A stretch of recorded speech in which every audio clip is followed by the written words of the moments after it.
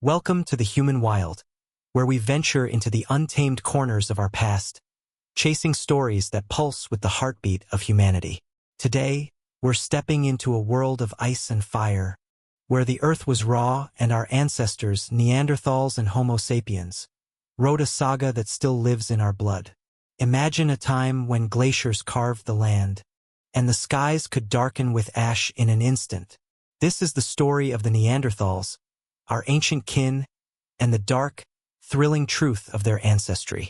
It's not just about survival or extinction, it's about connection, about two human worlds colliding in ways that shaped who we are today. So, pull up a seat by the fire, and let's journey back to when the line between us and them was beautifully blurred. Let's start with a question that's haunted scientists for centuries. Who were the Neanderthals? Really? For too long, they've been dismissed as brutish cave dwellers, grunting in the shadows, outsmarted by the sleek, clever Homo sapiens. But what if I told you that's a myth?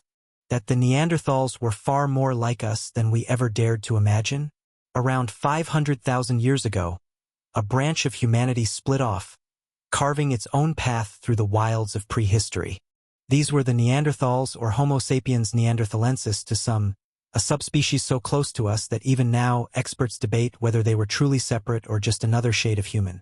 By 40,000 years ago, they had largely vanished from Europe and Asia, leaving behind bones, tools, and a mystery that's only now coming into focus.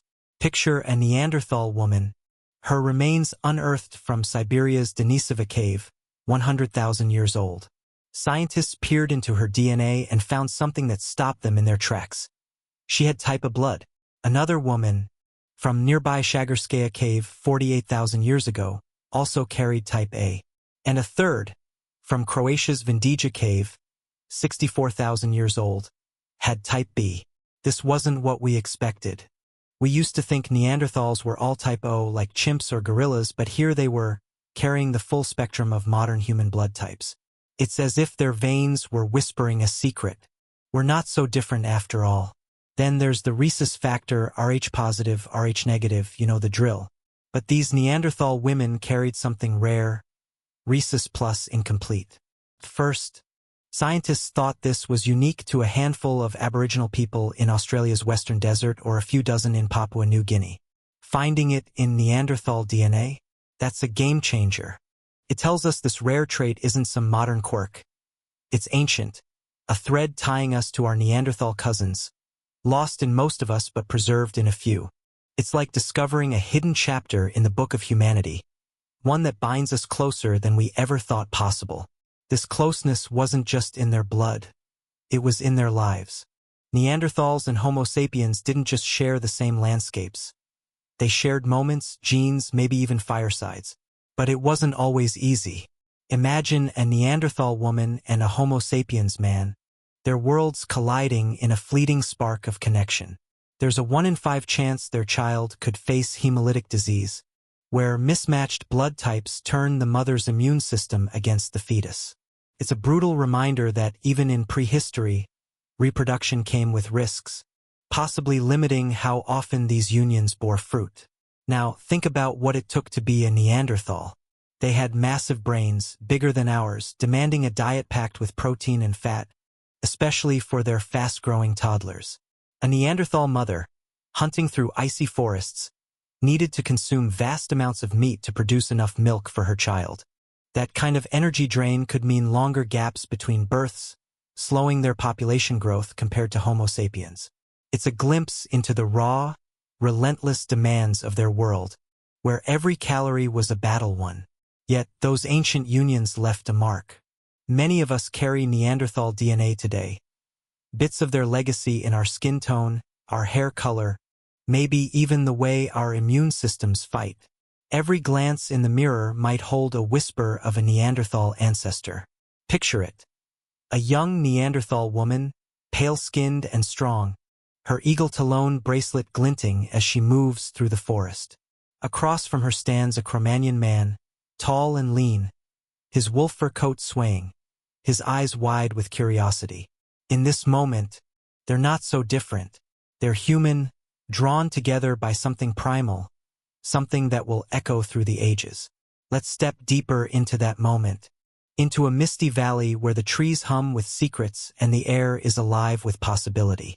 This is where Neanderthals and Homo sapiens met, not as foes, but as strangers bound by curiosity. Imagine that Neanderthal woman again, her muscles honed by years of survival, her large, intelligent eyes scanning the horizon. She's short, about 5 feet, but her strength is undeniable, her sturdy frame a testament to a life spent wrestling the Ice Age. Her bracelet of eagle talons catches the fading sunlight, a symbol of her people's bond with the wild. From the edge of the clearing steps a figure she's never seen before. A Homo sapiens, a Cro-Magnon man, nearly 6 feet tall. His olive skin glows, his long, dark hair tied back with leather.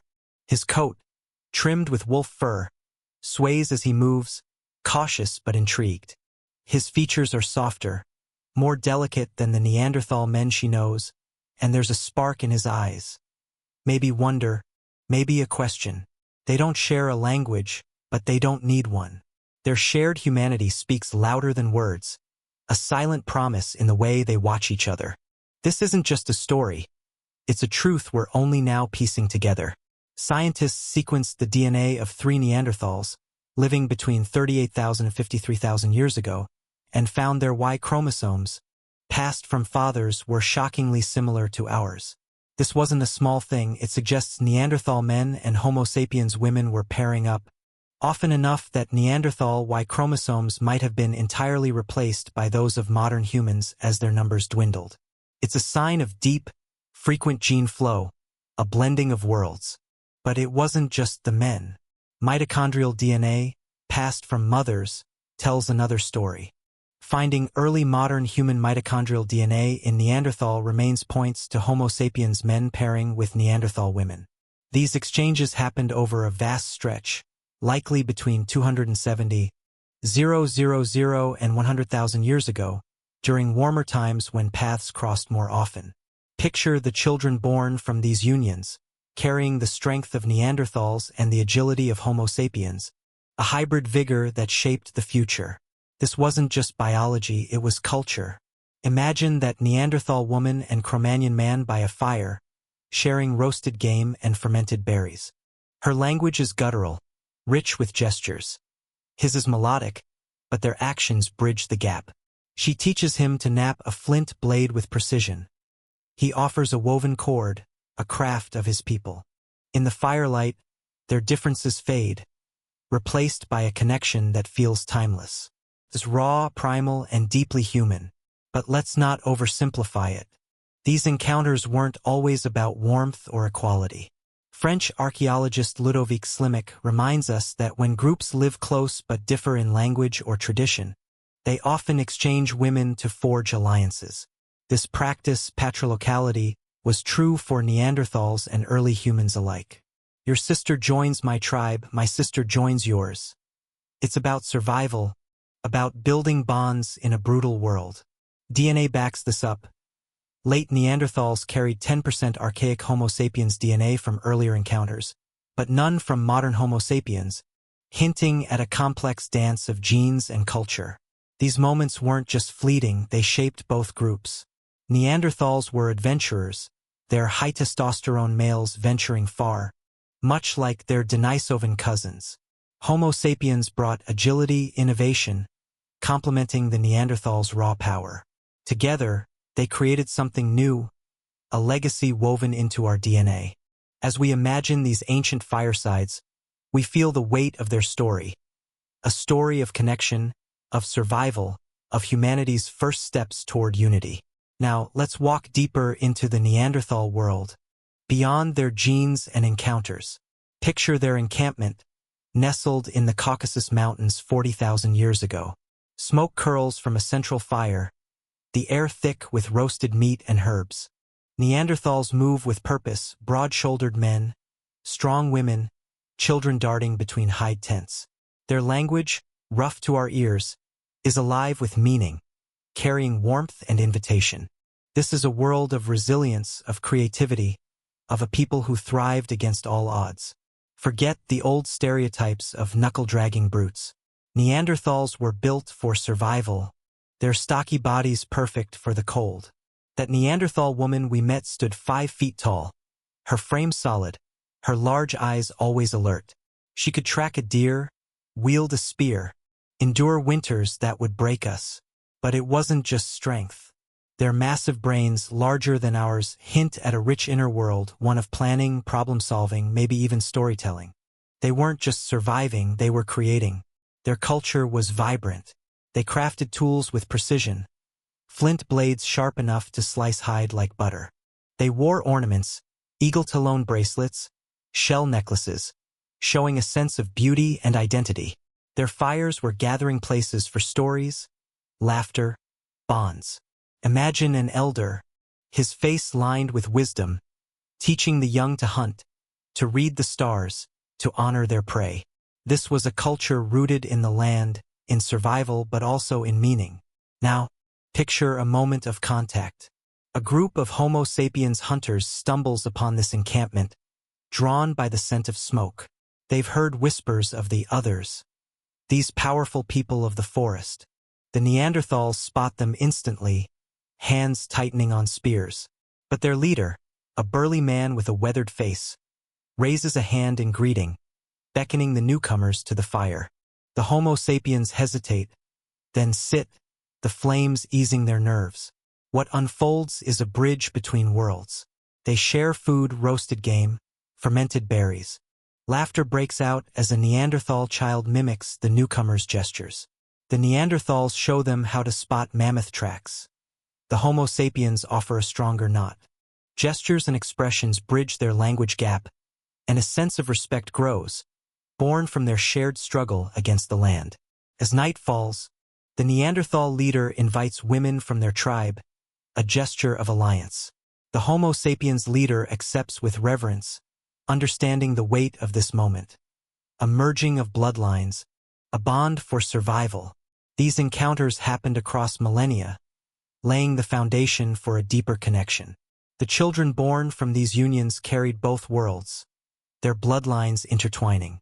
But this vibrant world was about to face a force it couldn't outrun. A force that would test the Neanderthals like never before. The air grows heavy now, thick with an acrid edge that stings the nose. We're still in that Neanderthal encampment, but something's wrong. The ground trembles, and a dark plume rises on the horizon. Neanderthals were no strangers to hardship. They'd survived ice ages, predators, starvation. They knew the Earth's rhythms. But what's coming is beyond anything they've faced. Around 40,000 years ago, the Earth unleashed its fury. Volcanoes in Italy and the Caucasus Mountains erupted, spewing ash and molten rock, darkening the skies. The Campanian ignimbrite eruption near Naples was the most powerful in Europe in 200,000 years, a cataclysm that choked the air and buried the land in ash. Scientists studying sediment layers, like those in Russia's Mezhmyskaya cave, found a chilling truth. The layers richest in volcanic ash had almost no plant pollen, no trees, no grasses, just a sterile wasteland. The plants that fed the animals Neanderthals hunted were gone, and with them, the herds of mammoths, deer, and bison. Without prey, a mother who once felled a deer now faced empty forests. Her fast-growing child, with its massive brain, needed fuel she couldn't provide. Starvation loomed, a shadow over their survival. It wasn't just one eruption. These volcanoes struck in quick succession, piling catastrophe upon catastrophe. And it wasn't just volcanoes. The last glacial period, from 65,000 to 25,000 years ago, brought brutal climate shifts, freezing cold, sudden thaws, floods, all within a lifetime. Neanderthals were built for the cold, but even they couldn't keep up with a world that changed so fast. Their territories shrank, their resources vanished, and their numbers dwindled. As they struggled, they met Homo sapiens more often. These taller, more agile newcomers could chase dwindling resources across changing landscapes. Sometimes they clashed. Other times they shared fires, as we've seen. Those shared moments gave rise to children who carried both bloodlines, a final gift from the Neanderthals. But the weight of ash and ice was too much. Their low birth rates, strained by their children's demands and the risks of interbreeding, couldn't keep up. By the time the last Neanderthals walked the earth, their Y chromosomes and mitochondrial DNA were blending with ours, their story merging into the human lineage. As we sit by the fading embers of this tale, let's reflect on what it all means. The Neanderthals weren't just a footnote, they were us, a mirror of humanity's resilience and struggle. Forget the old image of stooped, savage brutes. A 3D reconstruction of a Neanderthal from La Chapelle-aux-Saints, once thought primitive, shows he stood tall, with a posture as proud as ours. They crafted tools, wore ornaments, built communities that thrived against all odds. Their encounters with Homo sapiens were moments of connection, of shared humanity, giving rise to children who carried their strength into the future. Today, up to 2% of our DNA in some populations comes from Neanderthals, shaping our immune systems, our skin, our very essence. But their story is also one of loss. Volcanoes, ice, and a changing world overwhelmed them, not because they were weak, but because the earth was relentless. Their legacy lives in us, in the resilience we carry, the curiosity that drives us, the connections we forge. They faced a wild world and found ways to thrive, to connect, to endure. Picture that Neanderthal woman and Cro-Magnon man one last time, by their fire, their differences fading in the glow. They share a meal, a moment, a spark of understanding. In that instant, they're not Neanderthal or Homo sapiens, they're human. That's the truth we uncover on the human wild. No matter how far back we go, we're all part of one story. So what do you think? How does it feel to know their blood runs in us?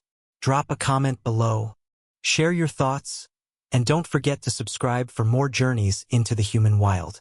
Until next time, keep the fire burning and stay curious.